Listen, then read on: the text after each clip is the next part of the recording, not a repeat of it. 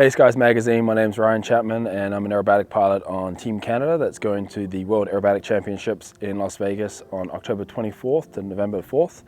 I'm here next to the beautiful Staudacher S-300, sponsored by Lost Aviator Coffee. And I'm here in Juergensen Field, Charlie Papa Golf 7 is the identifier, to talk about pursuits to World Aerobatic Championships in this lovely aircraft. This is a Staudacher S-300, beautiful airplane, originally built in the 90s.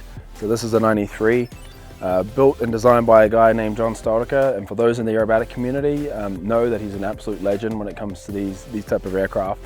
What makes a John Staudacher airplane unique is the wing. This wing is a wood wing, wood spar, plywood on the top with fiberglass on the coating, and there's fabric on the ailerons. But what gives it its unique ability is the airfoil shape. So if you actually look at the root of the wing, you see this reflex curve on both sides of the wing, and that gives it its unique properties. Plus it's a very large wing, so it's got a lot of wing area. So when it comes to things like cornering, snap rolling, climbing, it's got a lot of performance in that area. Where it does lack is in roll rate. It's not as fast as some of these modern day aerobatic aircraft. Probably a roll rate around 340 degrees a second at about 200 knots of airspeed, which is not a slouch, but compared to some of these other machines that go upwards of 450, 500 degrees a second, it definitely is noticeable compared to those. The fuselage is steel tube truss, fabric on the tail and behind the cockpit. The turtle deck is actually plywood. And everything else is steel tube, and obviously you've got a big motor on the front that's a Lycoming 540. It's an experimental engine putting out about 330 horsepower. So you've got a very capable wing coupled with a lot of horsepower and a somewhat light airframe, around 1,400 pounds empty, and that gives you some pretty amazing performance numbers. But then again, compared to some other machines, it's not quite as high performance as what else is out there. But it's still, in the right hands, a very capable machine. So if we walk around here, we've got a couple of like these mods I've done. I've gap sealed the ailerons just by adding this tape, and you'll see there's kind of some white powdery stuff underneath. That's talcum powder. That's there to make sure dirt doesn't adhere to the bottom of it. But by adding tape in these areas, you're actually blocking off a lot of the airflow that's coming off, going through the hinges. And what it's actually done is it increased the roll rate by about 30 degrees a second, believe it or not. So even though that's a small amount of surface area, that gap seal gives me that extra performance I need in order to get the roll rate up to a higher level. Also put on these trailing edge, what they call weather brushing. This also helps create more of a seal between the aileron and the trailing edge of the wing, and that increased the roll rate by another 10 to 15 degrees a second. So it's pretty amazing what little changes, how they modify and improve the performance of the aircraft. On the trailing edge of the aileron, we've got this P-strip. And the reason why I have these on is to give the plane more centering. So when you're flying a high performance aerobatic airplane, typically they're very light in the controls. And what I wanted to do was create more center. So when I'm neutral and then going to max deflection roll and coming back, I want to have a really nice positive feel and put enough breakout force to get the ailerons to move. And what that helps with is just a little more precision in the stops. So this was this is very common practice in the high level aerobatics, but we had to experiment a little bit about what length do we need to kind of get the feel right. So you'll see it's quite long, but it's necessary to get the feel that I'm looking for to make sure that I can fly this aircraft the best I possibly can. Underneath we've got a spade. You may have seen these before. They're like power steering for an aircraft. Essentially they lighten up the stick forces because you want to have a very responsive light control forces, so you're able to move the stick very easily. So that helps. In terms of the airframe, as I said, this is aluminum panel, this is fabric, but this truss structure is all steel. Very, very strong aircraft. Fun fact, when John Staudacher did the design testing on the wing, he had stress tested the wing to plus 23 and minus 23 G, and the wing didn't break.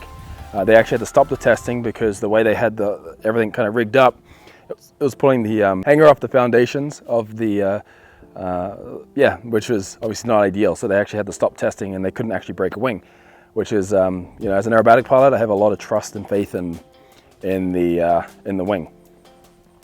As I said, this is all fabric.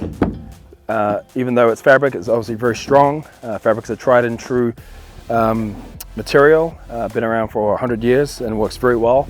And even in aerobatic capacity, it's extremely robust, including the tail is fabric. And then obviously we have these flying wires.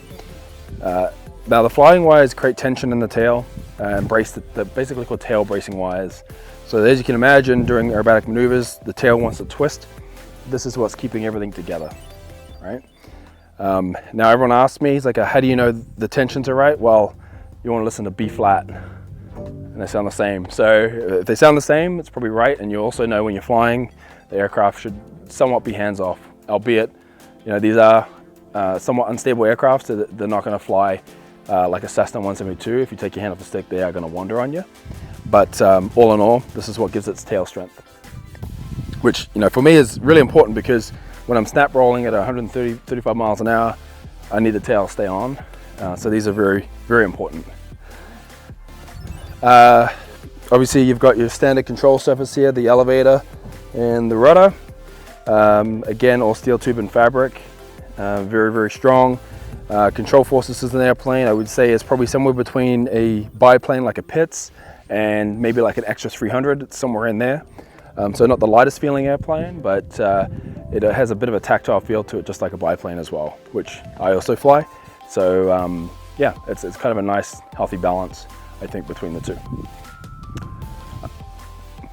Tail wheel is pretty standard. This is a locking tail wheel.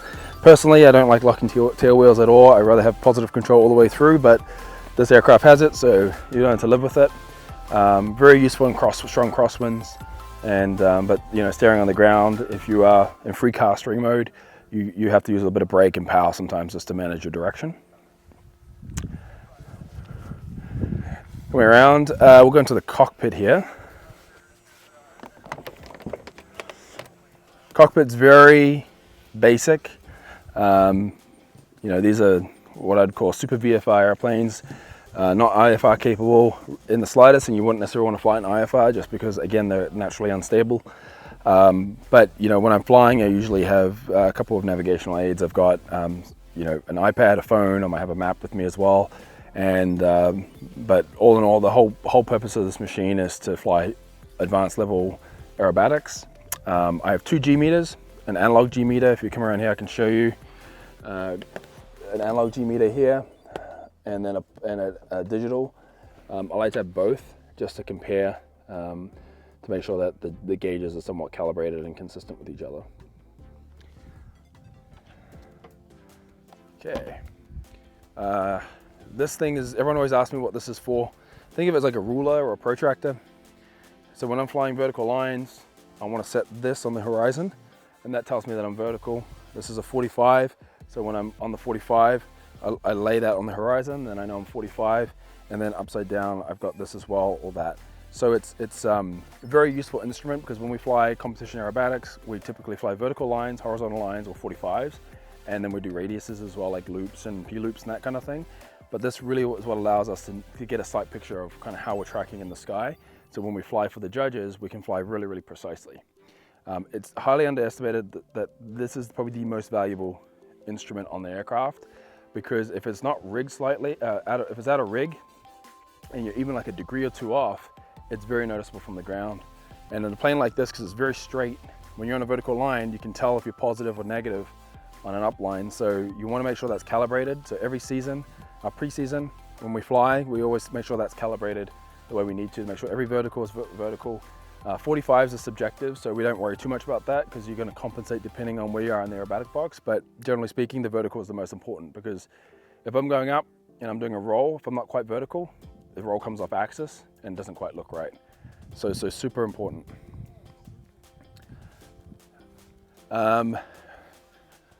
Obviously, you've got your wheel pants, which add a little bit more aerodynamic capability to the aircraft, but I think they just look really cool.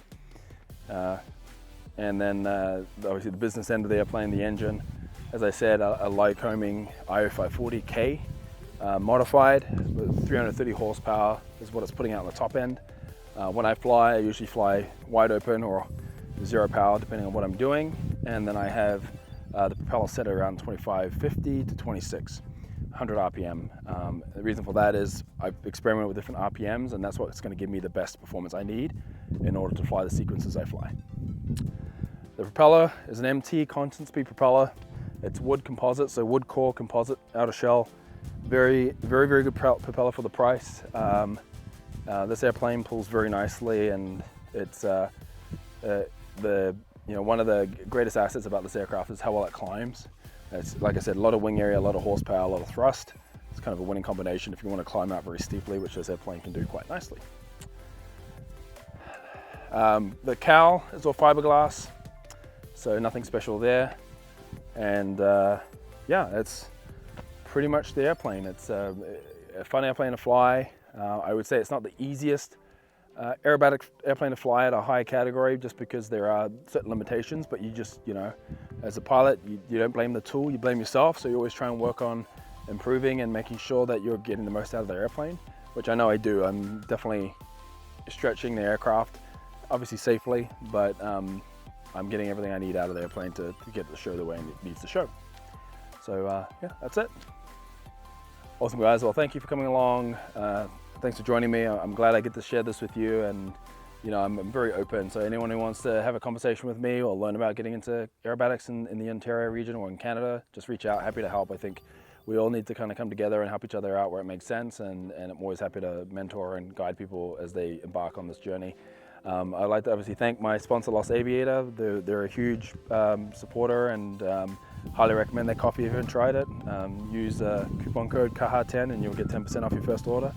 But I'm very lucky to have sponsors like Lost Aviator, Dynamic Auto Styling, who did the wrap on the aircraft, as well as Bonehead Composites, the helmet I use, and Nikizel Aero, who's our mechanic who kind of keeps our machines running. But thanks, and I'll see you next time.